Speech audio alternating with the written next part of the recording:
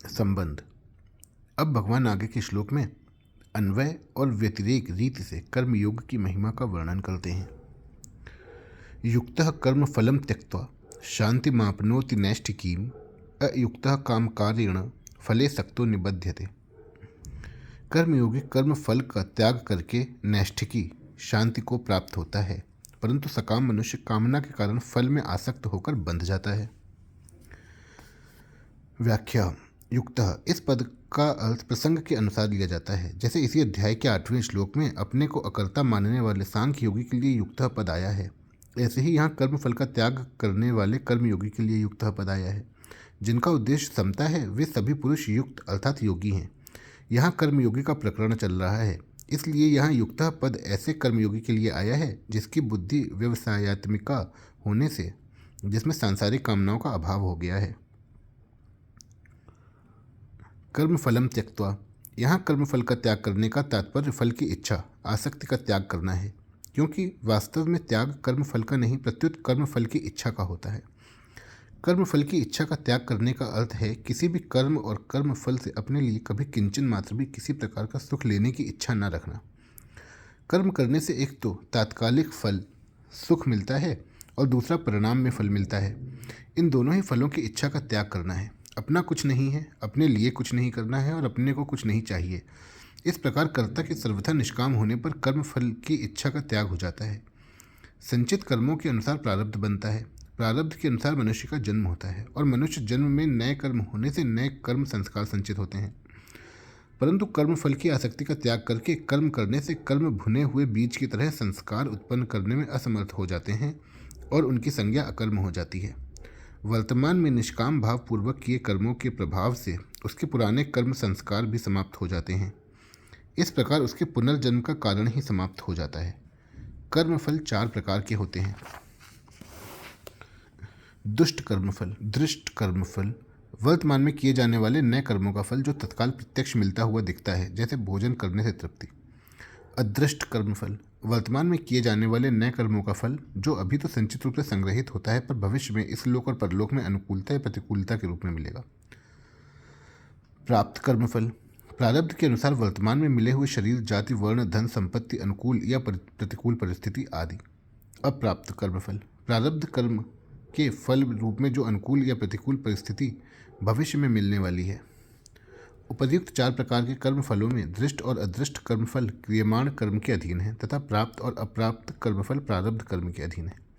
कर्मफल का त्याग करने का अर्थ है दृष्ट कर्मफल का आग्रह नहीं रखना तथा मिलने पर प्रसन्न या अप्रसन्न नहीं होना। अदृष्ट कर्मफल की आशा न रखना, प्राप्त कर्मफल में ममता न करना तथा मिलने पर दुखी या सुखी न होना, और अप्राप्त कर्मफल की कामना न करना कि मेरा दुख मिट जाए और सुख हो जाए। साधारण मनुष्य किसी न किसी कामना को लेकर ही कर्मों का आरंभ करता है और कर्मों की समाप्ति तक उस कामना का चिंतन करता रहता है। जैसे व्यापारी धन की इच्छा से व्यापार आरंभ करता है तो उसकी वृत्तियां धन के लाभ और हानि की ओर ही रहती हैं कि लाभ हो जाए, हानि ना हो। धन का लाभ होने पर वह प्रसन्न होता है और हानि होने पर दुखी। इसी प्रकार सभी मनुष्य स्त्री, पुत्र, धन, मान, बड़ाई आदि कोई ना कोई अनुकूल फल की इच्छा रख कर ही कर्म करते हैं, परंतु कर्मयोगी फल की इच्छा का त्याग करके कर्म करता है। यहाँ स्वाभाविक प्रश्न उठता है कि अगर कोई इच्छा ही ना हो तो कर्म करे ही क्यों। इसके उत्तर में सबसे पहली बात तो यह है कि कोई भी मनुष्य किसी भी अवस्था में कर्मों का सर्वथा त्याग नहीं कर सकता। यदि ऐसा मान भी लिया जाए कि मनुष्य बहुत अंशों में कर्मों का स्वरूप से त्याग कर सकता है, तो भी मनुष्य के भीतर जब तक संसार के प्रति राग है तब तक वह शांति से नहीं बैठ सकता।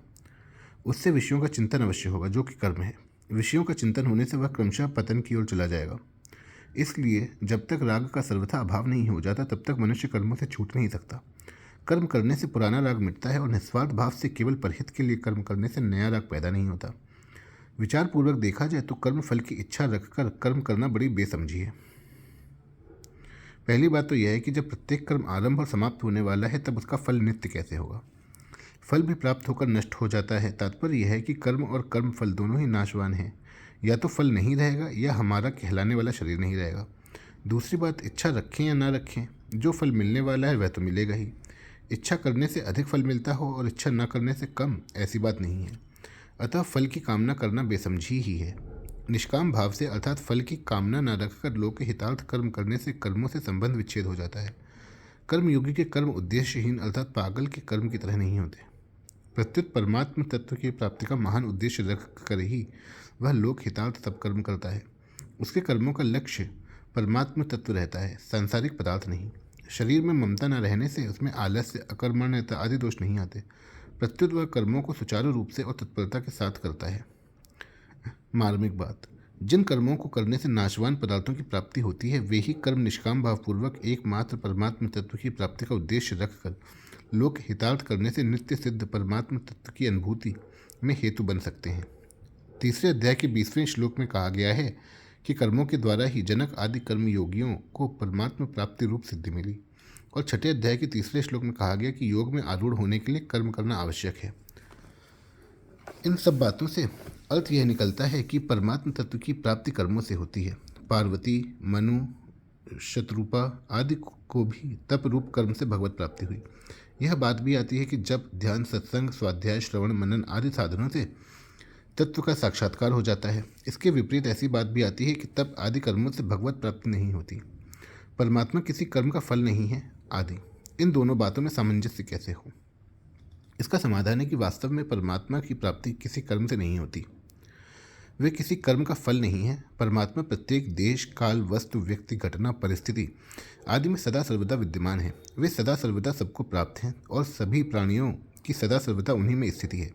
परमात्मा से कोई भी मनुष्य कभी अलग था ही नहीं, है नहीं, होगा नहीं और हो सकता भी नहीं। परंतु जड़ प्रकृति के कार्य, शरीर, इंद्रियां, मन, बुद्धि, पदार्थ आदि से अहंता, ममता पूर्वक अपना संबंध मानते रहने से मनुष्य परमात्मा से विमुख हो जाता है, और जो वास्तव में अपने हैं उन परमात्मा को अपना न मानकर जो अपने हैं ही नहीं उन नाशवान पदार्थों को अपना मानने लग जाता है। अतः जड़ पदार्थों के साथ जीव का जो रागयुक्त संबंध है उसे मिटाने में ही संपूर्ण साधनों की सार्थकता है। जड़ता से सर्वदा संबंध विच्छेद होते ही नित्य प्राप्त परमात्मा का अनुभव हो जाता है। अतः तप आदि साधन करते करते जब जड़ता से संबंध विच्छेद हो जाता है तभी परमात्मा प्राप्ति होती है। वही संबंध विच्छेद तब बहुत सुगमता से हो जाता है जब निष्काम भाव से केवल लोकहित के लिए कर्तव्य कर्म किए जाएं। परमात्मा किसी साधन से खरीदे नहीं जा सकते, क्योंकि प्रकृति के संपूर्ण पदार्थ एक साथ मिलकर भी चिन्मय और अविनाशी परमात्मा की किंचन मात्र भी समानता नहीं कर सकते। दूसरी बात, मूल्य देकर जो वस्तु मिलती है वह उस मूल्य से कमजोर ही होती है। यदि कर्मों से परमात्मा मिल जाए तो वे कर्मों से कमजोर ही सिद्ध होंगे।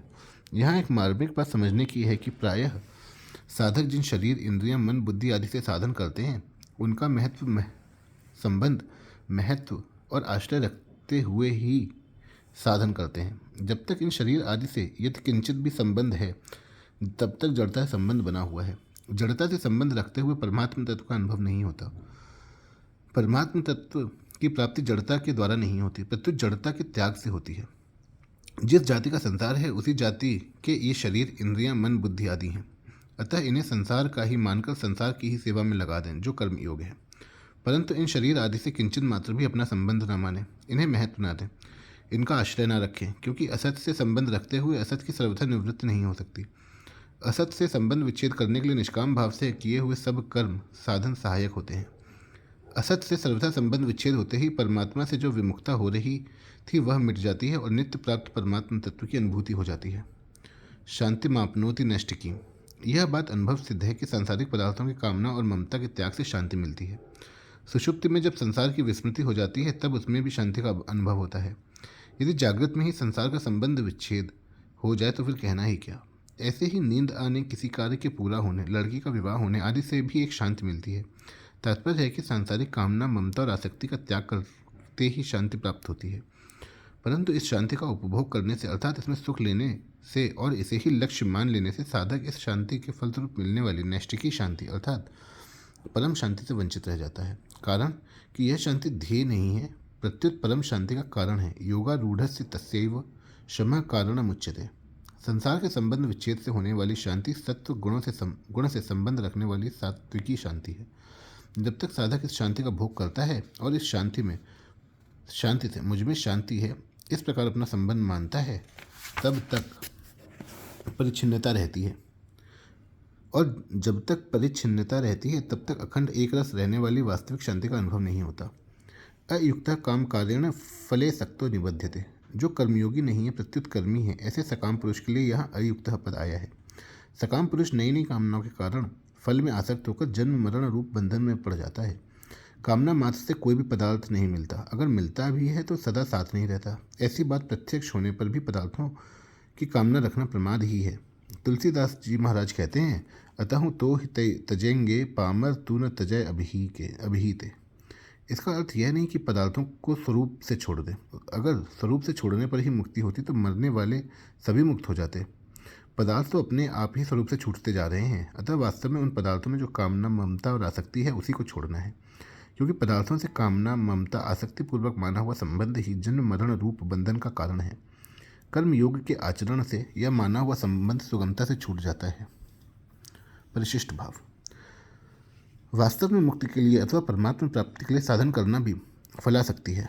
मनुष्य की आदत पड़ी हुई है कि वह प्रत्येक कार्य फल की कामना से करता है, इसलिए कहा जाता है कि मुक्ति के लिए परमात्मा प्राप्ति के लिए साधन करें। वास्तव में साधन केवल असाधन को मिटाने के लिए है। मुक्ति स्वतः सिद्ध है, परमात्मा नित्य प्राप्त है। परमात्मा प्राप्ति किसी क्रिया का फल नहीं है, अतः कुछ करने से परमात्मा प्राप्ति होगी ऐसी इच्छा रखना भी फल इच्छा है। साधक को यह नहीं देखना चाहिए कि मैं यह साधन करूंगा तो इसका यह फल होगा। फल को देखना ही फलासक्ति है, जिससे वर्तमान में साधक ठीक नहीं होता। अतः फल को न देखकर अपने साधन को देखना चाहिए। साधन तत्पर होकर करना चाहिए, फिर सिद्धि अपने आप आएगी। अगर साधक फल की ओर देखता रहेगा तो सिद्धि नहीं होगी। हम निर्विकल्प निष्काम हो जाएंगे तो बड़ा सुख मिलेगा। इस प्रकार मूल में सुख लेने की जो इच्छा रहती है, यह भी फल इच्छा है, जो साधक को निर्विकल्प निष्काम नहीं होने देती।